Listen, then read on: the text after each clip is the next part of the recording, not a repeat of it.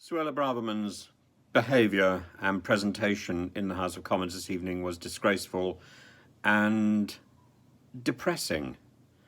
And when Yvette Cooper, the opposition Home Affairs spokesperson, mentioned Suella Braverman's transgressions, Braverman was frowning as if she didn't know what was being talked about. She pointed out that the Home Secretary had probably transgressed the ministerial code 3 times in one day on the 19th of October. And now we learn that there were probably another 6 transgressions. We don't know exactly when these were and what they were involved with and who she was sending emails to. But another 6 emails certainly she's admitted to. This is not, one email is an accident. 2 emails is foolishness. 6 is a habit. She's got into a habit of sending emails to her friends, to her buddies, simply because she can. It's outrageous, and we're supposed to take orders from this person who cannot keep the rules.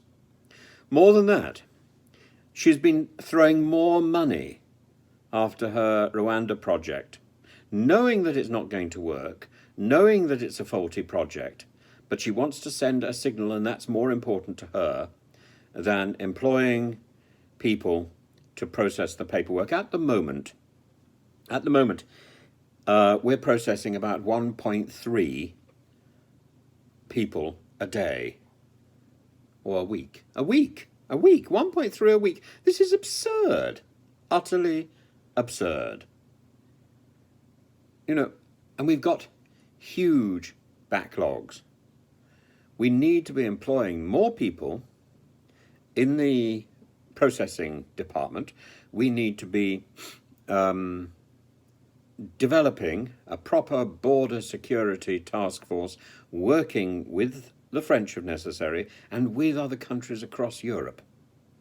The initiative by Edi Rahman, not Suella Braverman's initiative at all, this was an initiative from Albania, is tremendous and to be praised.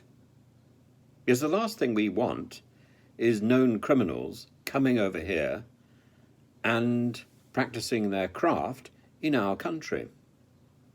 There are plenty of people, for whatever reason, who may be fleeing. I think there's less reason now to flee Albania than there was in the past, but, there are plenty of reasons, I suspect, why people are here. Not least, because there's an option to work on farms and do temporary work and then go back home. And we haven't got the systems set up any longer. We used to have those systems, and they used to work very well. And now we've surrendered to a sort of black market. We need to take all of those options off the table.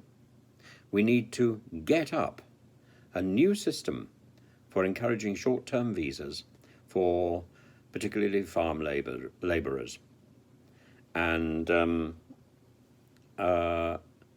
we need to make it significantly simpler.